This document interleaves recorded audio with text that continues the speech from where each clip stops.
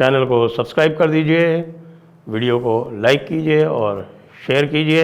आज हम आपसे ऐसी बात करते जा रहे हैं जिसको सुनकर आप गदगद हो जाएंगे। जी हाँ, एक ऐसा अवसर आया है जिसमें यदि भारत अपने पत्ते ठीक से चले तो कैलाश मानसरोवर भारत का हो सकता है।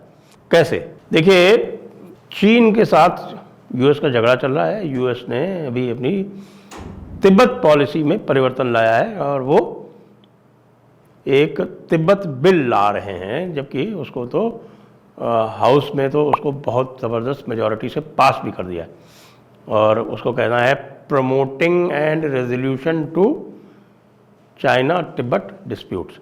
अब चाइना के लिए तो देखिए, तिब्बत का नाम भी लेना जो है वो बिल्कुल एक तरह से होता है जैसे कि आप किसी सांड को लाल झंडा दिखा दो, ये हालत होती है चाइना की। लेकिन ये यहाँ तक सीमित नहीं है। इस समय एक कांग्रेशनल डेलीगेशन जिसको कि सीनेट फॉरेन अफेयर्स कमेटी के जो अध्यक्ष हैं माइकल मैकॉलिस, वो लीड कर रहे हैं। और आप जानते हैं सीनेट फॉरेन अफेयर्स कमेटी का जो चेयरमैन होता है वो बहुत ही पावरफुल पोजीशन होती है यूएस कांग्रेस में, जहाँ तक कि फॉरेन पॉलिसी का प्रश्न उठता है। तो उसको वो लीड कर रहे हैं। तो इतना ही नहीं है, उसमें नैन्सी पेलोसी शामिल है। नैन्सी पेलोसी कौन है? नैन्सी पेलोसी जो है वो हाउस स्पीकर रही हैं, और हाउस स्पीकर रही हैं, आप समझिए कि कम से कम 6 साल हाउस स्पीकर रही हैं। 3 ट्रंप के समय और उसके बाद फिर बाइडेन के समय, और जब हाउस में मेजॉरिटी रिपब्लिकन की हो गई तब जाके वो हटी हैं। तो नैन्सी पेलोसी जो हैं वो डीएनसी भी चलाती हैं। डीएनसी का मतलब होता है डेमोक्रेटिक नेशनल कमेटी, जो कि पूरा का पूरा जो प्रेसिडेंट का और बाकी सारे जितने भी आपके इलेक्शंस होते हैं उनको इलेक्शन को रन करती हैं, नेशनल इलेक्शंस को, उसकी भी अध्यक्षा रही हैं और इस समय भी बहुत पावरफुल पोजीशन में है। तो नैन्सी पेलोसी भी इस कांग्रेशनल डेलीगेशन के सदस्य हैं और ये कांग्रेशनल डेलीगेशन जो है ये दलाई लामा से मिलने जा रहा है धर्मशाला। धर्मशाला क्यों? क्योंकि धर्मशाला में ही जो तिब्बतन गवर्नमेंट इन एग्जाइल है उसका हेडक्वार्टर है। 1959 में जब दलाई लामा तिब्बत छोड़कर आए थे तवांग के रास्ते, तो उस समय धर्मशाला में उनको स्थान दिया गया था और धर्मशाला में उनकी एक गवर्नमेंट इन एग्जाइल चलती है। अब आप सोच रहे होंगे कि भाई इसमें क्या खास बात है? इसमें बहुत खास बात है, क्योंकि इस समय जो है आप जानते हैं कि भारत और चाइना का स्टैंड ऑफ चल रहा है, और भारत और चाइना का गलवान के बाद से जब से स्टैंड ऑफ चल रहा है, तो भारत ने भी थोड़ा थोड़ा इस दिशा में प्रयत्न किए हैं। और हम लोग जो हैं, जैसे जयपुर डायलॉग्स में हम लगातार कह रहे हैं कि भैया वो तिब्बत वाला जो है कार्यक्रम आरंभ करो। और आपने भी देखा होगा कि काफ़ी लंबा चौड़ा काम हो गया है, और ये सूत्रों से समाचार भी आ रहे हैं कि भारत जो है वो तिब्बत के बहुत सारे जो स्थान हैं उनको रीनेम करेगा। और आपको ये जानकारी दे दूं कि ये जो रीनेमिंग होगी वो दलाई लामा के कंसल्टेशन में हो रही है। उनसे सबसे लिया गया है, जो गवर्नमेंट ऑफ तिब्बत है इन एग्जाइल, उनसे पूरी सलाह ली गई है और उसके अनुसार तिब्बत के नाम जो है वो परिवर्तन करने का भारत उपक्रम करने जा रहा है। और ये अरुणाचल में जो चीन ने नाम परिवर्तन किए हैं उसके अनुसार है। अब चीन ने भाई अरुणाचल में नाम क्यों परिवर्तन किए? अरुणाचल कभी भी चीन का हिस्सा रहा नहीं। तिब्बत का जरूर जो है ये तवांग वाला जो क्षेत्र है ये तिब्बत का हिस्सा कभी रहता था, कभी नहीं रहता था, अलग अलग स्टोरीज रहती थी उसकी। तिब्बत भी सदैव चीन का पार्ट नहीं रहा है, कभी कभी रहा है। और तिब्बत का काफ़ी हिस्सा कैलाश मानसरोवर तक तो आपको पता है कि वो भारत का भी हिस्सा रहा है। और भारत का हिस्सा रहने के साथ साथ कभी कभी तिब्बत वाले जो लोग थे वो लेह तक चढ़ाए थे।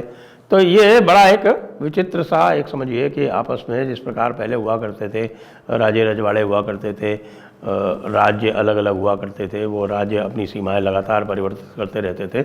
तो इस प्रकार की स्थिति भारत और तिब्बत की रही है। लेकिन कैलाश मानसरोवर ऐतिहासिक रूप से भारत में ही था। ये आप भारत के हर इतिहास में, हर पुराण में, हर स्क्रिप्चर्स में आप पाएंगे। तो अब प्रश्न ये उठाया जा रहा है, आज मैं देख रहा था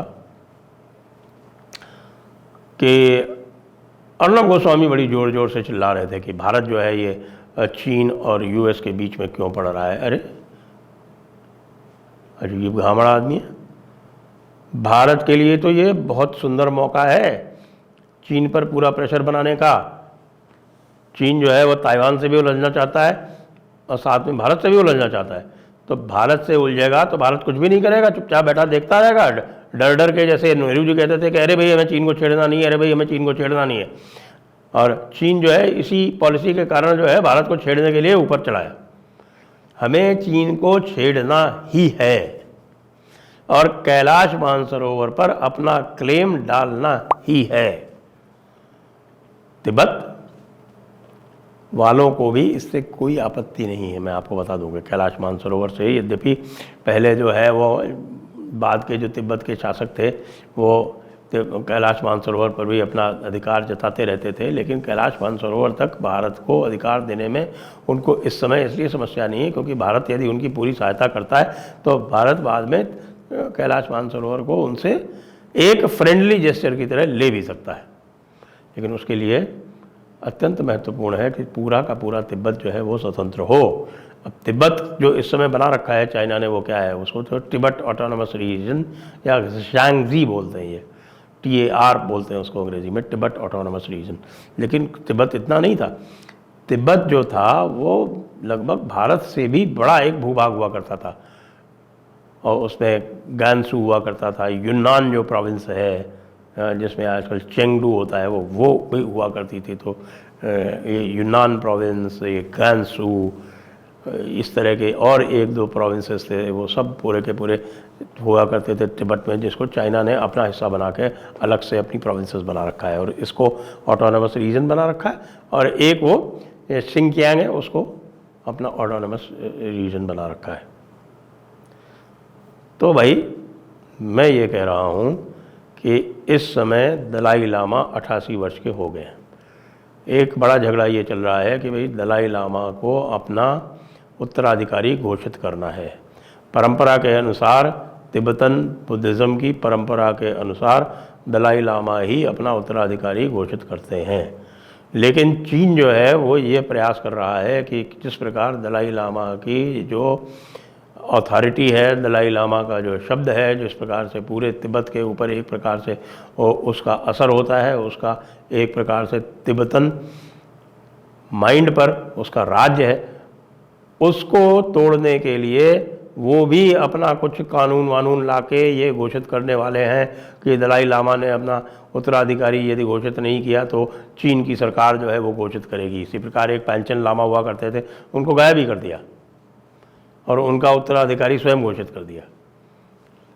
तो भारत सरकार को भी ये प्रयास करना चाहिए कि दलाई लामा जो है वो अपना उत्तराधिकारी यहीं घोषित करें, धर्मशाला में घोषित करें। भारत जो है जो तिब्बत के जो दूसरे नाम घोषित करना चाहता है वो शीघ्र करे और कम से कम इस मामले में ये एक एरिया ऑफ कन्वर्जेंस है, क्योंकि चीन को डाउन करने के लिए यूएस जो है वो तिब्बत को प्रमोट करना चाहता है। जो ये बिल जो लाए हैं, ये जिसको तिब्बत बिल कहते हैं, जिसके लिए चाइना ने उनको धमकी दी है कि यदि उन्होंने इसके ऊपर साइन किया, बाइडन ने यदि इसको एज अ लॉ साइन किया तो फिर वो रेजोल्यूट मेजर्स लेंगे। रेजोल्यूट मेजर्स का मतलब एक धमकी होती है, एक तरह से वो धमकी दे रहे हैं। तो वो जो धमकी दे रहे हैं, मुझे नहीं लगता कि उसमें वो आएंगे, क्योंकि ये यूएस एस्टेब्लिशमेंट का निर्णय है कि तिब्बत की जो नैरेटिव्स हैं जिनको चीन ने ध्वस्त कर दिया है अपने पिछले 70-75 साल के शासन में, तो उन नैरेटिव्स को वापस उनको जीवित करना है और तिब्बत को इस प्रकार से स्थापित करना है कि भाई तिब्बत जो है वो कभी भी चीन का पार्ट नहीं रहा है और चीन ने उसको ज़बरदस्ती 1949 में कब्जा किया है। ये एक जो नैरेटिव है और यही असलियत है, सही बात भी यही है, क्योंकि तिब्बत जो था 1949 में पूरी तरह से स्वतंत्र था। 1913 में तो तिब्बत के साथ भारत की ट्रीटी हुई थी। उस समय भारत यातोंग और नगारी में भारत के वहाँ पर काउंसलर राइट्स थे, वहाँ पर उनके जो आपके वाणिज्यिक सलाहकार वहाँ स्थापित थे। ट्रेड काउंसलर्स, बहुत भारी ट्रेड हुआ करती थी भारत की तिब्बत से, लेकिन नेहरू जी की बेवकूफ़ियों के चलते तिब्बत बाहर चला गया। अब तिब्बत को हमें अपने प्रभाव क्षेत्र में लेने में और कैलाश मानसरोवर पर हमें वापस अपना आधिपत्य स्थापित करने का एक सुनहरा अवसर आ गया है। मोदी सरकार से मेरी अपील है कि इस अवसर को जाने ना दे। कैलाश मानसरोवर ऐतिहासिक रूप से हमारा था, भगवान शिव की स्थली है वो, भगवान शिव का उद्गम स्थल है वहीं पे। भगवान शिव की जो सारी लीला है वो कैलाश मानसरोवर से चलती है, इसलिए कैलाश मानसरोवर हमारा होना हमारा एक अधिकार है। इस समय जो वैश्विक स्थिति बन गई है उसका लाभ उठाएं और तिब्बत को स्वतंत्र कराएं। तिब्बत को स्वतंत्र कराने के साथ साथ कैलाश मानसरोवर अपने पास रखें। जय हिंद, जय भारत, वंदे मातरम।